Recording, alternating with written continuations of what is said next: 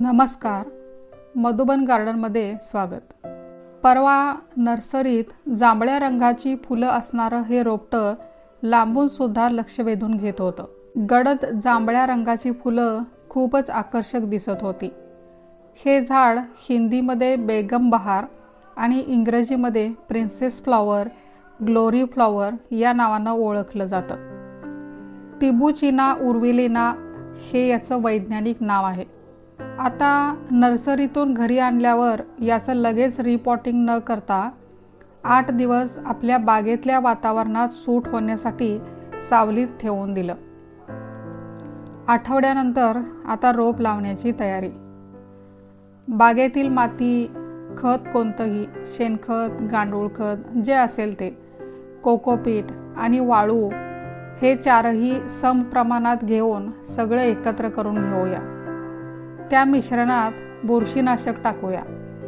आत्ता टाकलं तरी चालेल किंवा रोप लावल्यानंतर पहिलं पाणी देताना घातलं तरीही चालेल।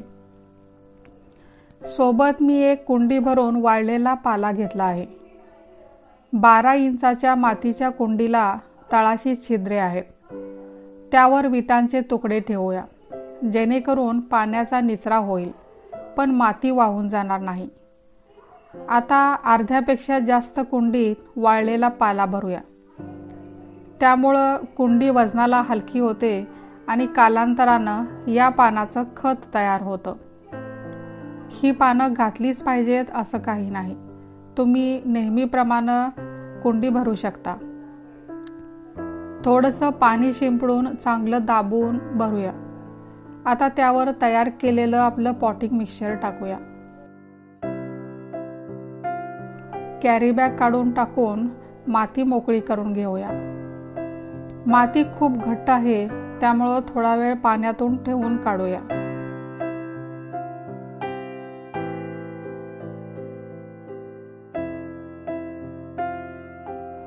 आणि रोप व्यवस्थित लावून घेऊया। पाणी घालून पहिल्या 4-8 दिवसांसाठी सावलीत ठेवूया। बेगम बहार साधारणपणे 5 ते 7 फुटापर्यंत वाढणारं झुडूप आहे। फुले वर्षभर असतात, पण मार्च ते मे हा त्यांचा बहरण्याचा विशेष मोसम। बेगम बहारला पाणी जास्त लागत नाही, आठवड्यातून 2 वेळा पाणी द्यावं। माती सतत ओली राहिली की मुळ्या कुजतात, त्यामुळं मातीचा अंदाज घेऊनच पाणी घालावं।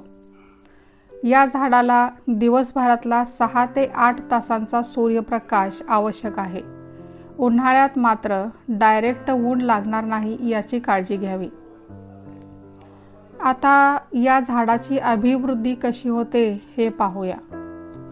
कटरने 4 ते 6 इंचाची कांडी कापून तिची सगळी पाने काढून टाका आणि रूटिंग हार्मोन लावून मातीत खोचून द्या। वरून एखादी प्लास्टिक कॅरी बॅग किंवा बाटली उपडी करून ठेवा। लवकरच पाने, मुळ्या फुटतील, नवीन रोप तयार होईल।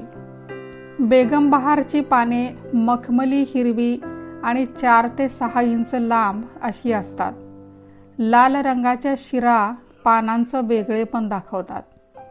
या झाडाला वर्षभर फुलं लागत असली तरी मार्च ते मे हा खरा सीझन आहे। सीझन सुरू होण्यापूर्वी एखादं खत घातलं तर अजून भरपूर फुले लागतात।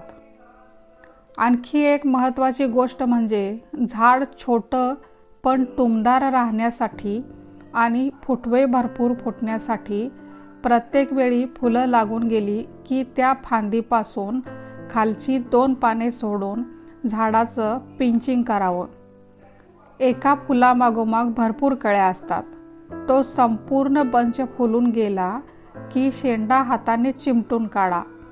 मग बघा, पुन्हा नव्याने फांद्या फुटून भरपूर फुले लागतील।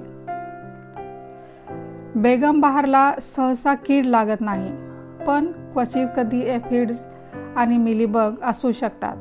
त्यासाठी नीमार्क किंवा कोणतंही कीटकनाशक फवारू शकता।